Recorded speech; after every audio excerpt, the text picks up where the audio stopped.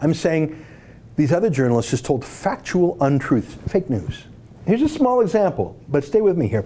Here's the political correspondent for The Guardian newspaper. You can also see that he's a bicycling activist, which tells you 90% of what you need to know about him. Anyways, he obviously hates Tommy. He hates Tommy's supporters, and so he wrote this.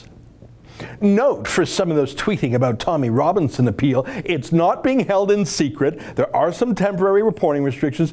These are usually there to avoid other trials being jeopardized. He's only appealing against a sentence. He pleaded guilty. All right. But in fact, Tommy's conviction had in fact been subject to a publication ban, a total publication ban for days. That's why people would have called it secret, because it was. And there was, in fact, a partial reporting ban on the appeal on Wednesday, too. There still is. So any Tommy fans who said that, they're right. But look at that next part he said there. He said, he's only appealing against the sentence. Well, actually, yeah, that was the original plan. But as Tommy's lawyers learned more about his treatment in court that day in Leeds, they learned that the way he was treated violated so many rules of criminal procedure. The judge who convicted Tommy in Leeds made so many mistakes, not just in the 13-month sentence, but in the rest of it too, that Tommy's lawyers decided to appeal the conviction itself. And this was obvious and evident within the first 10 minutes of court. I mean, it was probably, 80-90% of what was discussed in the appeal for hours. But look at this Guardian political editor telling the little people, no, you're wrong. He's not appealing the conviction itself, dummy. I'm sorry, that is not an opinion. That is a fact. And it's what the appeal centered around. And this Guardian political editor, this snobby, sneering toff, was just telling people fake news and trying to embarrass them for being idiots. But he was the idiot.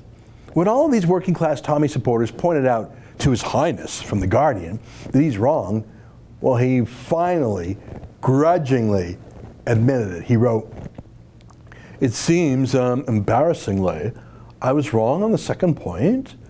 Court listing and earlier wire stories said it was just appeal against sentence, but hearing covered both this and the conviction. Apologies to anyone I've contradicted over this. I don't know why I'm doing a Valley Girl accent for a British snob. Thanks for the apology, mate, but how could you get such a central fact so wrong and be so confident about it that you attacked those who got it right, called them fools? But look, this snob apologized, leave him be. But of course, he couldn't leave it be. He couldn't just apologize. He had to attack, well, me. Look at this. He said, all credit, I'm not even going to try an accent. He said, all credit for Mr. Levant for reporting from court. Not enough people do that these days. But I've just looked at the website he works for, and it's all a bit unsavory. Hang on. So this Guardian political editor who was writing about the appeal, so he wasn't actually in the courtroom? What, was it hard to find the court? Maybe they moved it?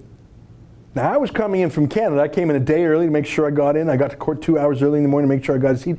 Was it really that hard to come all the way down from the Guardian's office to the courts? It was a bit hard. But he still wanted to tweet about the appeal as if he had made that tiny effort. What a clown. But hey guys, he finds the rebel a bit unsavory. So sure, we have our facts right. He was lying, but we're unsavory if he does say so himself. And we have to take his word for it that he actually read our website, because he just exposed himself for writing about an appeal to which he did not attend. Do you see why it was important that I attended the court in person? If the Guardian editor would lie about something so easily checkable like that, imagine what else he lies about. That's an excerpt from my daily TV show, The Ezra Levant Show. Normally it's behind a paywall, but I thought you'd like this video, so we put it on YouTube. If you want to subscribe to watch the daily show every day, including always 2 interviews a day, and I read my hate mail, just click on this screen and become a premium member.